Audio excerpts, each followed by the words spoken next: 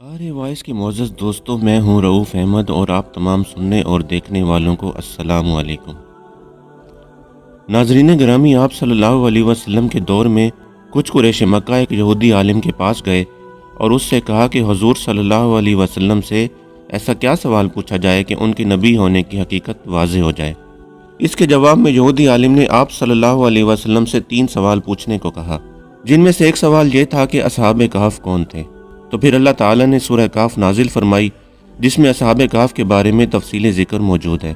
ہماری آج کی ویڈیو اصحاب کہف کے بارے میں ہے کہ وہ کون تھے، کہاں کے رہنے والے تھے، وہ غار میں کتنا عرصہ تک سوئے رہے، ان کے کتے کا کیا نام تھا اور قرآن میں ان کے بارے میں کیا ذکر کیا گیا ہے۔ تو یہ سب جاننے کے لیے ویڈیو کے آخر تک ہمارے ساتھ جڑے رہیے۔ حضرت عیسیٰ علیہ السلام کا دور تھا جب اللہ تعالیٰ نے آپ کو فلسطین کے علاقے میں اسلام کی تبلیغ کے لیے بھیجا۔ یہ علاقہ اس وقت رومن امپائر میں شمار ہوتا تھا۔ یہ بت پرست لوگ تھے۔ یہاں ایک یہودی بادشاہ دقیانوس کی حکمرانی تھی، جو رومن حکومت کے ماتحت کام کر رہا تھا۔ جب حضرت عیسیٰ علیہ السلام نے تبلیغ شروع کی تو رومی لوگ آپ کے مخالف ہو گئے اور آپ کو گرفتار کر کے سولی پر لٹکانا چاہا، مگر اللہ کے حکم سے آپ کو زندہ آسمان پر اٹھا لیا گیا۔ اس واقعے کے کچھ عرصہ بعد یہودی لوگوں نے رومی حکومت کے خلاف بغاوت کر دی، لہٰذا اس کے رد عمل میں ٹرٹس نامی رومی بادشاہ نے یروشلم اور فلسطین پر حملہ کر کے اسے بالکل تباہ کر دیا، حتیٰ کہ بیت المقدس کو بھی تباہ کر دیا۔ اسی دوران اس نے 1.5 لاکھ یہودیوں کو قتل کر دیا۔ جو بچے کھچے یہودی رہ گئے تھے وہ جان بچا کر فلسطین سے نکل گئے، مگر جو حضرت عیسیٰ علیہ السلام کے ماننے والے اور ان کی تعلیمات کے پیروکار تھے، صرف وہی فلسطین میں موجود رہ گئے۔ دقیانوس بادشاہ جو کہ رومی تھا اور بت پرست تھا، لہٰذا اس کی حکومت میں موجود عیسائی لوگوں پر اس نے ظلم و ستم کرنا شروع کر دیے۔ ایک دن حضرت عیسیٰ علیہ السلام کے چند ماننے والے حواریوں کو اس نے اپنے دربار میں بلایا اور ان سے کہا کہ میں تمہیں چند دن کی مہلت دیتا ہوں، تم اپنے نئے دین یعنی عیسائیت سے باز آ جاؤ ورنہ میں تمہیں قتل کر دوں گا۔ عیسیٰ علیہ السلام کے پیروکار یہ نوجوان دراصل اصحاب کہف تھے۔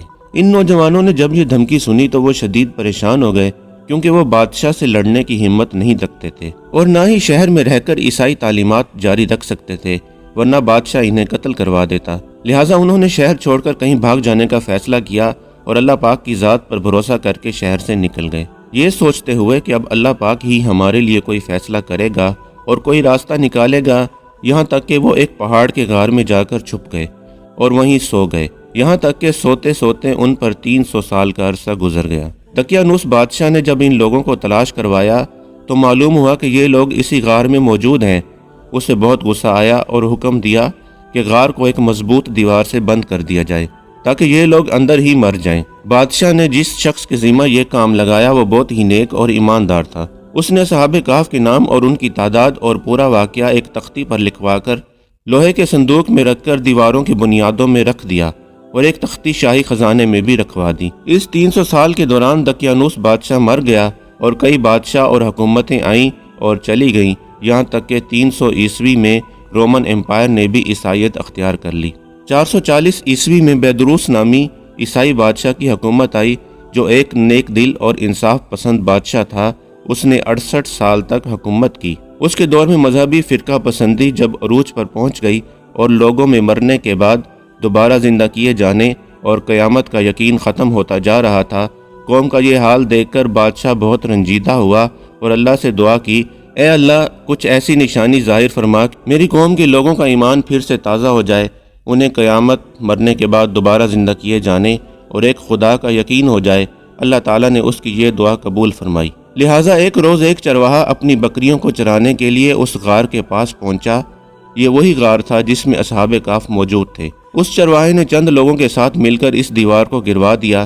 دیوار کے گرتے ہی لوگوں پر ایسی ہیبت و خوف طاری ہوا کہ سب گھبرا کر وہاں سے بھاگ گئے۔ یوں اللہ تعالیٰ کے حکم سے اصحاب کہف اپنی نیند سے بیدار ہوئے اور ایک دوسرے سے سلام کلام کرنے لگے اور اپنے ایک ساتھی یملیخا کو بازار سے کھانا لانے بھیجا۔ جب یملیخا بازار پہنچے تو یہ دیکھ کر حیران رہ گئے کہ شہر میں ہر طرف عیسائیت کا چرچا ہے، یہاں تک کہ لوگ اعلانیہ حضرت عیسیٰ علیہ السلام کا کلمہ پڑھ رہے ہیں اور ان کی تعلیمات پر عمل بھی کر رہے ہیں۔ اس کشمکش میں یملیخا نے کھانے کے عوض اپنے زمانے کے سکے دکاندار کو دیے۔ دکاندار نے جب یہ سکے دیکھے تو شک ہوا کہ شاید اس شخص کو پرانا خزانہ مل گیا ہے، لہٰذا اس نے یملیخا کو سپاہیوں کے سپرد کر دیا۔ سپاہیوں نے یملیخا سے پوچھا، بتاؤ یہ خزانہ کہاں سے آیا؟ یملیخا نے کہا ہمارے پاس کوئی خزانہ نہیں، یہ ہمارا ہی پیسہ ہے۔ سپاہیوں نے کہا ہم کیسے مان لیں کیونکہ یہ سکے 300 سال پرانے ہیں۔ یملیخا نے کہا پہلے مجھے بتاؤ کہ دقیانوس بادشاہ کا کیا حال ہے۔ سپاہیوں نے جواب دیا آج اس نام کا کوئی بادشاہ نہیں ہے، مگر سینکڑوں سال پہلے اس نام کا ایک بے ایمان بادشاہ گزرا ہے، وہ بہت بت پرست تھا۔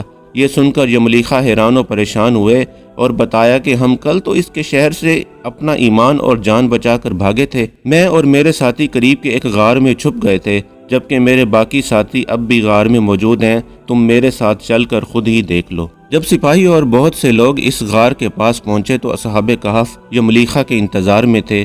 جب غار پر بہت سے آدمی پہنچے اور شور و غل سنائی دینے لگا تو اصحاب کہف سمجھے کہ دقیانوس کی فوج ہمارا تعاقب کر کے غار تک آ پہنچی، لہٰذا وہ اللہ کے ذکر اور حمد و ثنا میں مشغول ہو گئے۔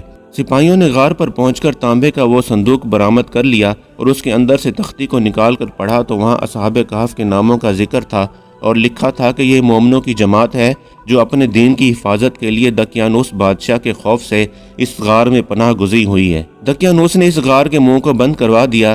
سپاہی یہ دیکھ کر حیران و پریشان رہ گئے۔ جب کچھ سمجھ نہ آیا تو اپنے بادشاہ بیدروس کو اطلاع دی۔ بادشاہ نے یہ خبر سنی تو فوراً اپنے امراء اور علماء کے ہمراہ پہنچ گئے۔ اصحاب کہف نے غار سے نکل کر تمام واقعہ بادشاہ سے بیان کیا۔ بیدروس نے سجدہ گزار ہو کر اللہ تعالیٰ کا شکر ادا کیا کہ اے اللہ میری دعا قبول ہوئی اور آپ نے ایسی نشانی ظاہر فرمائی کہ انسان موت کے بعد زندہ ہونے کا یقین ضرور کرے گا۔ اس کے بعد اصحاب کہف نے بادشاہ کو دعا دی اور سلام کرنے کے بعد دوبارہ اسی غار میں واپس چلے گئے اور دوبارہ واپس جا کر سو گئے اور اسی حالت میں اللہ تعالیٰ نے انہیں موت دے دی۔ بادشاہ نے اسی غار میں ان کی قبریں بنوائیں۔